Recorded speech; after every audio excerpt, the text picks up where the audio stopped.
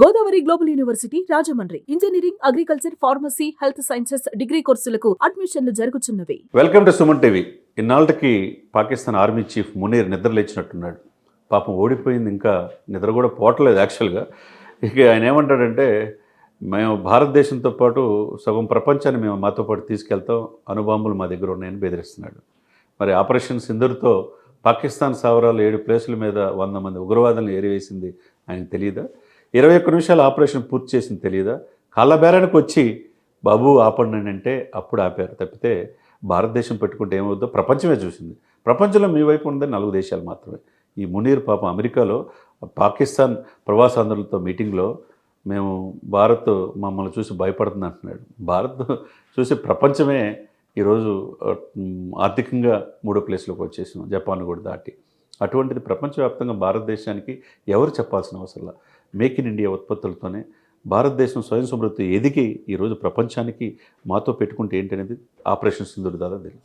ఇప్పుడు చాలా స్వాతంత్రం వచ్చినప్పటి నుంచి అనేక యుద్ధాల్లో భారతదేశం చేతిలో ఓడిపోయింది. పాకిస్తాన్ కాదు, ప్రపంచం అంతా తెలుసు.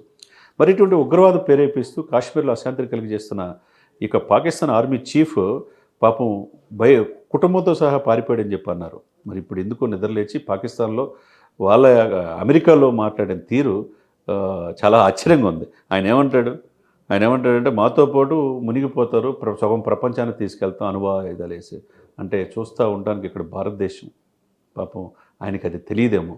సింధు జలాల మీద ఆనకట్ట కడితే అది దీంతో క్షిపణులతో కూల్చేస్తాడంట. అసలు సింధు జలాలే మీకు లేక మీ పంట పొలాలు ఎండిపోతున్నాయి, మీకు తాగటానికి నీరే లేవు. అది భారతదేశం హక్కు, మీరెవరు చెప్పడానికి? ఇక్కడ ఉంది అమిత్ షా, మోదీ. కాబట్టి ఈ భారతదేశాన్ని ఎదిరించే స్థాయి పాకిస్తాన్కి లేదనేది అర్థమైపోయింది. ట్రంప్ ఏమో నేనే వీళ్ళిద్దరి మధ్య సామరస్యం చేసిన ఆయన అంటారు. ట్రంప్ది అసలు ఏం లేదని చెప్పి జయశంకర్ గారి కాడి నుంచి వీళ్ళు అంటున్నారు. రాజ్నాథ్ సింగ్ నిన్న మాట్లాడాడు, భారతదేశం పెట్టుకుంటే ఎవరికైనా ఇది అన్నాడు. అది ట్రంప్ అయినా అగ్రరాజ్యం అని విర్రవీగుతుందని గడ్కరీ కూడా నిన్న చెప్పాడు. కాబట్టి ఫాస్టెస్ట్ గ్రోయింగ్ కంట్రీగా భారతదేశం వైపు ఉంది. మోదీ ఎన్ని సుంకాలు వేసినా అమెరికాకి భయపడలేదు. ఒకవైపు రష్యా భారతదేశంతో స్నేహాస్తం, రష్యా అధ్యక్షుడు త్వరలో భారతదేశం రాబోతున్నాడు. చైనా కూడా భారతదేశం సపోర్ట్ నిలబడుతుంది. ఇప్పుడు అమెరికా ఏకాక అయిపోతుంది. ఇప్పుడు అమెరికా అండతో లేకపోతే చైనా యొక్క సహకారంతో పాకిస్తాన్ ఇలా మాట్లాడుతుందంటే వాళ్ళ అవివేకమే అర్థం చేసుకోవాలి. పాకిస్తాన్ అనేది చాలా చిన్నది. భారతదేశం ఆలోచిస్తే 10 నిమిషాల్లో ప్రపంచ చిత్రపటంలో పాకిస్తాన్ అనేది ఉండదు. కాకపోతే సామాన్య మానవులకు ఇబ్బంది కలగకుండా ఉగ్రవాదులు మాత్రమే ఏరేసే పనిలో ఉన్నారు.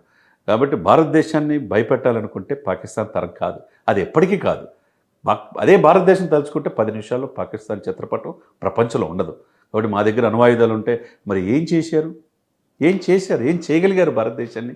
ఆపరేషన్ సింధూర్తో మీరు ఏందనేది ప్రపంచానికి తెలియజేశారుగా. మీ దేశంలోని ఉగ్రవాదుల్ని సంస్కరణలకే, వాళ్ళ అంతిమ సంస్కరణ కార్యక్రమానికే మీరు మీ దేశ అధికారులు వెళ్ళలేదా? అంటే మీరు పెంచి పోషిస్తున్నట్టు కాదా? కాబట్టి దెయ్యాలు వేదాలు వల్లించినట్టుగా పాకిస్తాన్ ఆర్మీ చీఫ్ మాటని అందరూ కూడా ఇప్పుడు అంత సీన్ లేదు పాకిస్తాన్ కని అందరూ చెప్తున్నమాట. సుమన్ టీవీలో మీ పర్సనల్ అండ్ బిజినెస్ ప్రమోషన్స్ కోసం కింది నెంబర్కి కాంటాక్ట్ చేయండి.